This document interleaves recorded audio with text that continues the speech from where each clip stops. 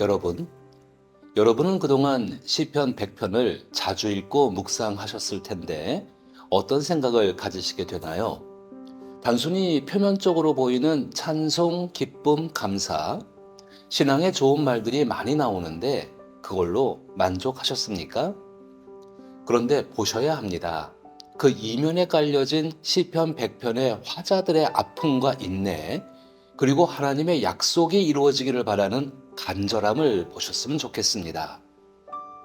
우리가 읽고 있는 시편 100편은 시편 제4권의 본론부에 해당하는 시들 중에 마지막 시로 분류됩니다.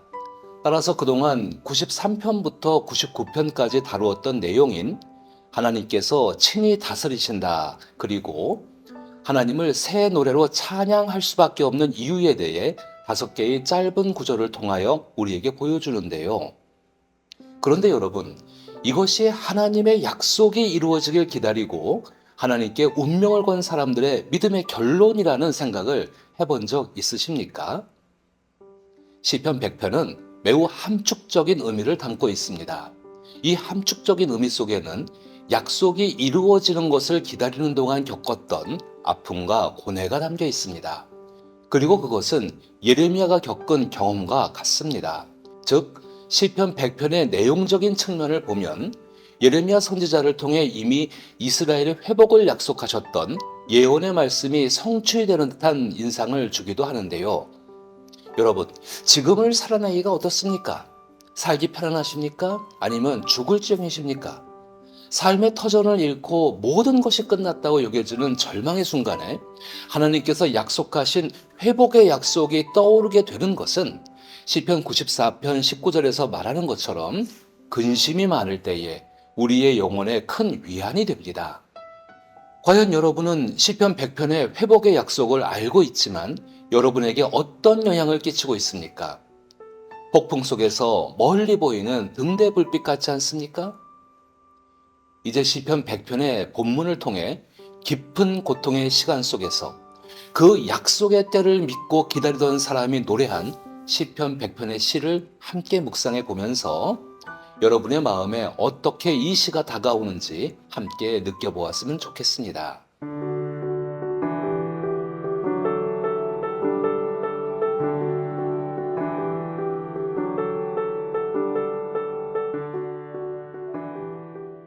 온 땅이여 여호와께 즐거운 찬송을 부를지어다.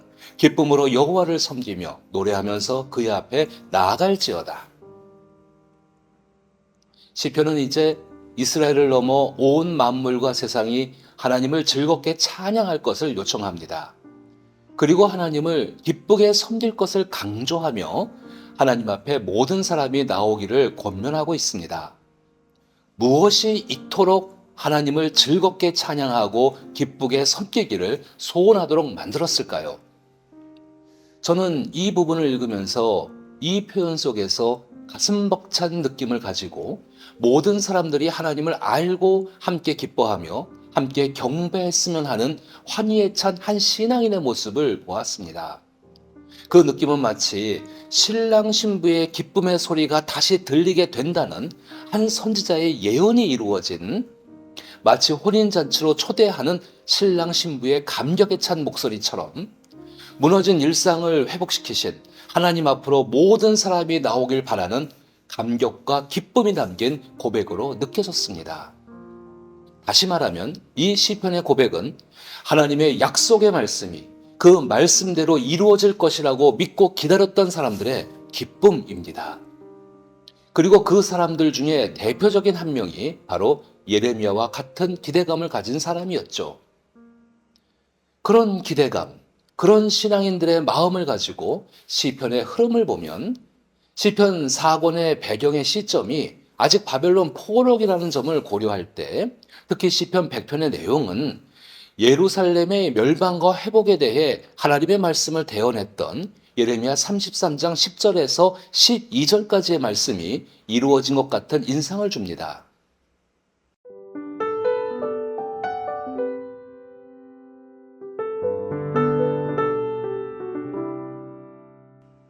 먼저 예레미야 33장 10절에서 11절의 말씀을 봅니다. 여호와께서 이와 같이 말씀하시느니라. 황폐하여 사람도 없고 주민도 없고 짐승도 없던 유다 성읍들과 예루살렘 거리에서 즐거워하는 소리, 기뻐하는 소리가 다시 들릴 것이다 라는 말씀과, 그리고 시편 100편 1절과 2절을 함께 나란히 놓고 읽어보면 다시 들릴 것이라 말씀하셨던 그 기쁨의 소리들이 실제로 이루어지고 있는 것처럼 보이지 않습니까? 저는 여기서 예레미야를 통해 회복될 것이라 약속하셨던 그 예언대로 이루어져 온 백성의 기뻐하는 소리로 가득한 예루살렘의 모습이 떠올랐습니다. 그리고 또 이 말씀 안에서 만군의 여호와께 감사하라, 여호와는 선하시니 그 인자하심이 영원하다 하는 소리와 여호와의 성전에 감사제를 드리는 자들의 소리가 다시 들리게 될 것이다 라는 말씀은 그대로 시편 100편의 4절과 5절을 통해 현실로 이루어진 모습으로 그려집니다. 즉, 이 시편 100편의 본문은 결국 이 땅에, 즉 바벨론의 포로가 된 백성들을 돌려보내어 지난날처럼 되게 할 것이다 라는 여호와의 말씀을 대언한 예레미야의 예언처럼 포로로 잡혀갔던 이스라엘을 다시 시온으로 돌려보내어 지난날처럼 회복시켜 주겠다 약속하셨던 그 약속이 이루어진 포로 귀환의 때를 연상하게 합니다. 결국 그토록 간절히 기다리던 하나님의 말씀이 이루어지게 된 것이죠. 그리고 그 말씀은 하나님 스스로 이루신 것입니다. 이들이 바벨론 포로에서 귀환할 수 있었던 것은 이들의 어떠한 때문이 아니었습니다. 우리의 노력과 행위의 결과나 우리가 신의 마음에 들기 위해 신을 위로하기 위한 여러 가지 제의적 행위를 하는 종교적 행위 때문이 아니라 하나님께서 친히 당신께서 하신 약속을 이루시기 위해 스스로 이루신 것이라는 것이 우리에게 희망이 됩니다. 이것은 이미 시편 93편이라는 시편 제4권의 본론부에 해당하는 첫 시의 도입부에서 선포하고 있는 내용입니다. 그리고 하나님께서 스스로 이루신다라는 이 메시지는 곧 시편 제4권의 내용의 핵심 중 하나인 새 노래로 하나님을 찬양하라는 권면의 이유가 되기도 하죠. 이처럼 시편 100편은 예레미야의 예언이 이루어진 감사의 찬양과 함께 우리 신앙인들의 마음을 고난과 고통의 자리에서, 그럼에도 불구하고 우리는 여전히 하나님 안에 있다는, 즉 우리를 위해 구원의 일을 영원토록 이루어 가시는 하나님의 영원한 약속을 바라보도록 우리의 시선을 변화시킵니다. 이것이 우리 신앙인들이 삶에서 마주하는 여러 고통의 모양에서 붙들어야 할 매우 중요한 진리의 메시지임을 꼭 기억하십시오. 그리고 시편 100편의 3절을 이어서 보면 예레미야 33편 12절의 말씀에 화답하는 느낌을 줍니다. 황폐하여 사람도 없고 짐승도 없던 이곳에 그 모든 성읍에 다시 목자가 살 곳이 있으리니 그의 양떼를 눕게 할 것이라. 즉 황폐한 곳, 아무도 살 수 없다 여겼던 곳에 하나님께서 그의 양떼를 다시 눕게 할 수 있도록 그들이 다시 살아갈 수 있는 삶의 터전을 회복시키시고 일상을 회복시킬 것이라는 말씀입니다. 그리고 그 말씀은 그대로 이루어져 시편 100편 3절에서 여호와가 우리 하나님이신 줄 너희는 알지어다 라는 선포와 함께 우리는 그의 것, 즉 목자로 비유된 하나님의 백성이며 하나님께서 기르시는 양이라는 진실된 고백으로 화답합니다. 즉 고통의 날들이 지나 하나님께서 베푸신 바랄 수 없는 중에 바란 그 회복의 때를 맞이한 백성들은 이미 받은 약속이었지만 그제서야 하나님과의 관계성의 깊은 감격과 확신을 느낄 수 있게 된 것입니다. 시편 제4권의 결론을 짓고 있는 시편 100편의 시는 예레미야를 통해 약속하신 것처럼 다시 그들이 살던 곳으로 돌아와 우리의 무너진 일상을 회복시키시고 하나님과의 친밀한 관계성이 회복된 우리의 온전한 모습으로 기뻐하며 하나님께 감사하는 시로 결론을 짓고 있음을 볼 수 있습니다. 보통 성경에서는 깊은 고통과 절망감을 느끼는 사람들의 심정을 영혼이 스올로 내려간다라고 표현하기도 하는데요. 시편 구조상 가장 절망적인 순간을 그린 시편 제3권의 끝자락에 있는 88편에서는 물은 나의 영혼에는 재난이 가득하며 나의 생명은 스올에 가까웠사오니 라고 표현하기도 합니다. 죽은 자들이 가는 곳을 상징하는 스올로 내려간다는 표현은 마치 죽은 자와 같이 어떤 것도 희망할 수 없는 완전히 생기를 잃은 상태를 묘사하는 것이죠.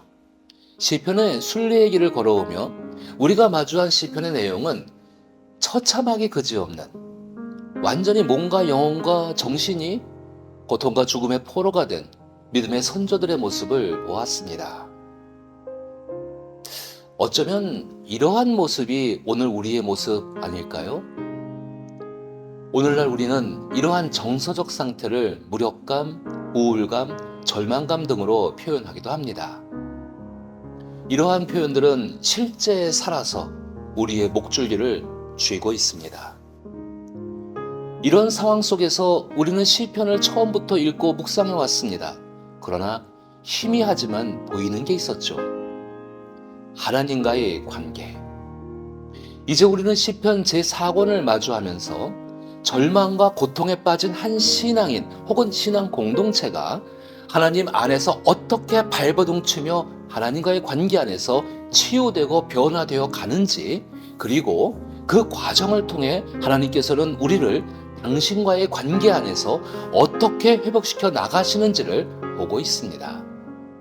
하지만 여기서 우리가 한 가지 또 되짚어 보아야 할 것은 우리는 그것을 우리의 삶으로 가져오질 못한다는 것입니다. 그럼에도 불구하고 성경은 우리가 이해할 수 없을 정도로 굉장히 무례하게 하나님의 약속은 반드시 이루어진다고 반복적으로 말하고 있습니다. 특히 우리가 묵상하고 있는 시편은 고대 이스라엘의 역사적 이해가 담겨 있는 문학적 산물이기도 하지만 오늘날 하나님을 신뢰하며 살아가는 우리 신앙인들에게도 여전히 그 희망의 약속을 기대하도록 안내합니다. 오늘 우리에게 무엇이 시편 100편처럼 하나님을 즐겁게 찬양하고 기쁘게 섬기기를 소원하도록 할까요? 그 답은 시편 100편의 뼈저린 경험을 통해 얻은 두 가지의 결론을 통해 말할 수 있습니다.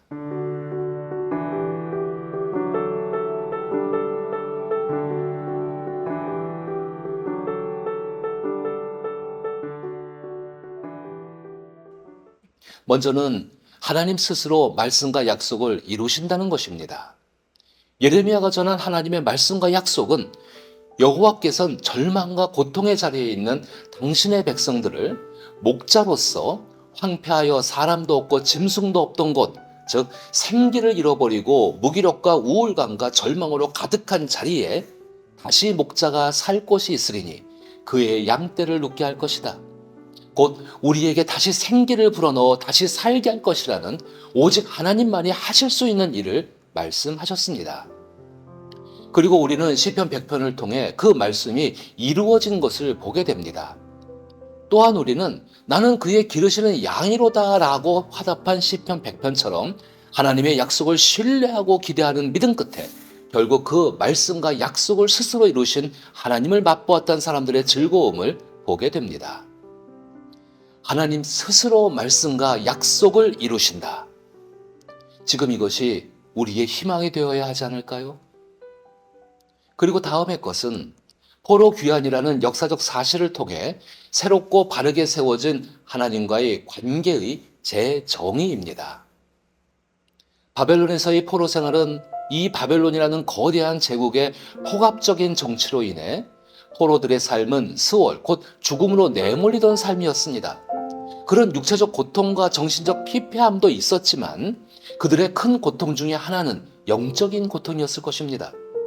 다윗의 왕조 아래에서 그들이 신뢰해왔던 하나님께 속한 백성이라는 그들의 세계관이 완전히 붕괴되는, 마치 자기를 버린 부모를 원망하는 철부지처럼, 즉 하나님과의 관계성과 신뢰가 철저하게 붕괴되는 경험을 하는 것이 정말 큰 고통 중에 하나였을 것입니다.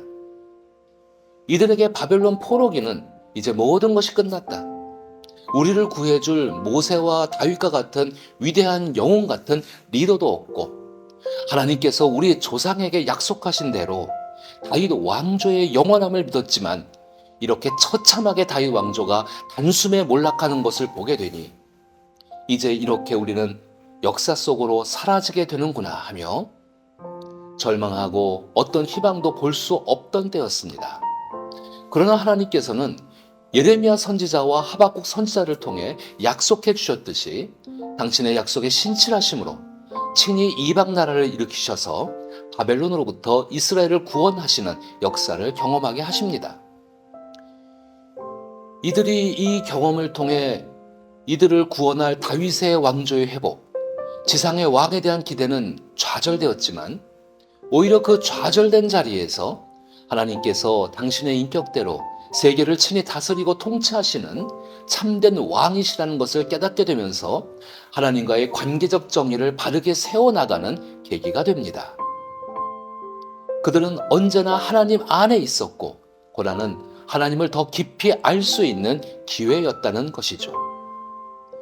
이것이 포로귀환이라는 경험을 통해 시편 제4권에서 말하는 하나님께서 친히 다스리신다는 주제와 새 노래로 하나님을 찬양할 이유가 되는 것입니다. 우리는 시편의 순례 여정 속에서 임마누엘이신 하나님과 함께 살아가는 사람들의 굉장히 큰 전환점이 되는 시편 제4권을 함께 묵상하면서 오늘날 우리 신앙인들의 삶 또한 하나님과의 관계 속에서 마치 이 이스라엘 백성들처럼 새로운 도전과 질문 앞에 서 있다고 생각합니다. 포로기라는 고통이 이들의 신앙과 세계관에 큰 변화와 발전을 주었듯이 오늘의 신앙인들도 하나님께서 하나님 스스로 말씀을 이루신다는 것과 자신이 여전히 하나님 안에 있다는 것, 즉 하나님의 사랑이 변하지 않았다는 것이 곧 우리의 희망이 되어야 합니다.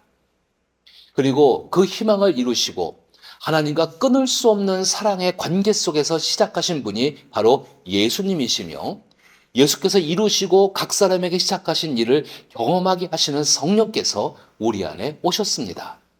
그리고 지금 그 성령은 우리를 이제 시편 100편의 현장으로 인도합니다. 하나님의 말씀과 약속을 하나님께서 이루신다는 믿음을 가지고 회복을 소망했던 마치 예레미야와 같은 소수에 깨어있는 믿음의 사람들 또한 매우 깊은 절망과 슬픔 그리고 고뇌의 시간을 보내왔습니다. 그러나 하나님께서는 하나님의 약속을 신뢰하는 자들에게 그 절망의 자리에 영원토록 머물게 하지 않으시며 반드시 시편 100편과 같은 기쁨과 감사의 찬송을 부를 수 있도록 하나님 안에서 하나님의 사랑을 이루시는 경험을 하게 하십니다. 그리고 성령께서는 그 인내와 희망의 메시지를 이어갈 수 있도록 오늘날까지 교회를 통하여 말씀하시고 계십니다.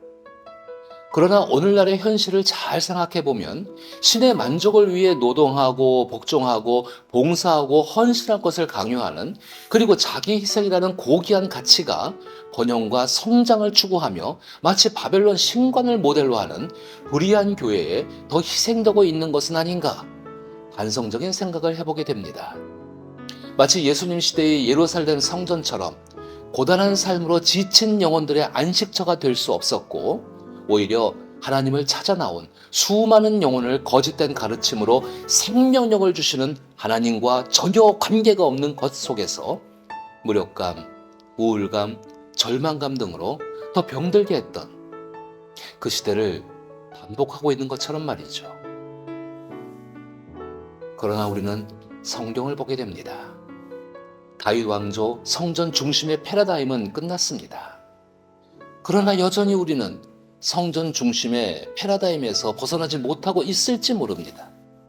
예수 그리스도와 함께 성령께서는 각 개인의 삶에 친히 다스리시며 한 사람 한 사람의 마음의 성전을 세우시며 이 땅 가운데 하나님 나라가 실현되기를 이미 시작하신 일입니다. 예수 그리스도, 희망의 약속을 이루신 예수 그리스도, 나의 하나님. 이제 내가 주 안에 주께서 내 안에 계신 것을 알기에 이제 바벨론의 신간으로 가득한 성전 중심의 신앙에서 벗어나 하나님과의 관계를 새롭게 하신 예수 그리스도를 통해 성령과 함께 이 시대에도 새 노래로 하나님을 찬양하며 무너지고 절망의 자리에서 기이한 일을 행하셨던 성경의 이야기들처럼 우리 안에 고착되어 있는 세계관을 뛰어넘어 하나님의 놀라운 회복적 정의를 하나님께서 스스로 이루시는 것을 기대합니다. 그럼에도 여전히 나는 아픕니다. 치열한 삶의 현장에서 나는 몹시 위태롭습니다. 나의 소망은 풍랑 속에서 바라보는 멀리 있는 등대 불빛 같습니다. 나에게는 뼛속까지 자리 잡은 바벨론 신관이 있습니다. 그래서 나는 여전히 바벨론의 노예 같습니다. 그러나 이제 확신합니다. 나는 하나님 안에 있습니다. 그 확신이 좋습니다. 아멘.